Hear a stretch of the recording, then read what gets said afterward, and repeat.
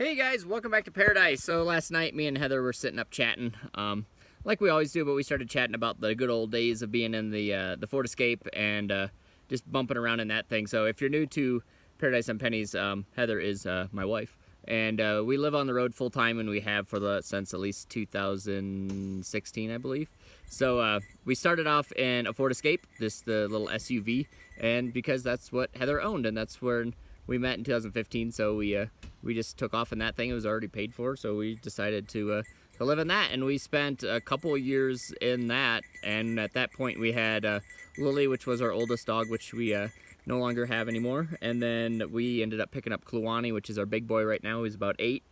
Yeah, we traveled around with those two in the Ford Escape. We went to Alaska, we went to the Arctic Ocean and all that stuff, and then we came back down and we decided we wanted to continue this life on the road for as long as we can do it, so we thought we'd get something a little bigger.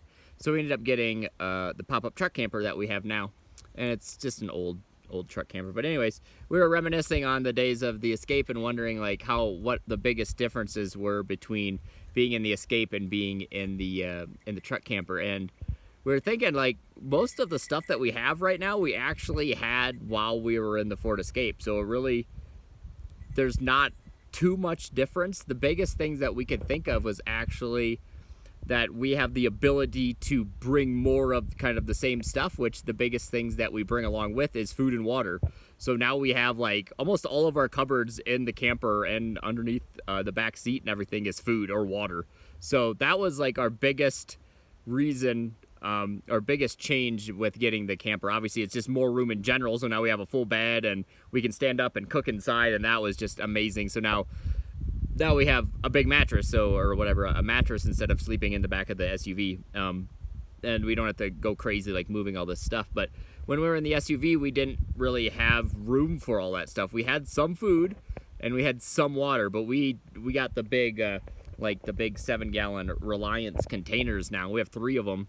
So we have 1 for the dogs and 2 for us. So we fill those up, and that makes us, we were able to stay out for like 2-3 weeks at a time without ever having to move. Where when we were in the Escape, I don't know, on average we probably went to town like every other day just to make sure we could fill up with water. And back then we filtered all our water at in streams and stuff. Which finding streams were very difficult, but it's very time consuming to filter your own water. So now we get it at like Walmart or whatever and use the Culligan machine and just pay whatever 25 cents a gallon. But we can still fill up the dog's water at like streams and stuff. So right now we have a stream right down here, so we're able to fill it up. But yeah, that's been our biggest bonus of beginning the truck camper, is actually just being able to enjoy this life more fully, because we're not having to run to town every 2 days to get food and water. So yeah, we were just dinking around, looking around and stuff. Like all of our cupboards are full of food, which now obviously we've picked up a few random things. Now we can carry more rocks, and we can carry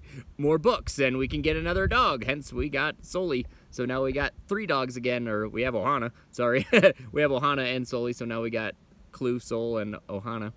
So now we can rescue more dogs. So the added space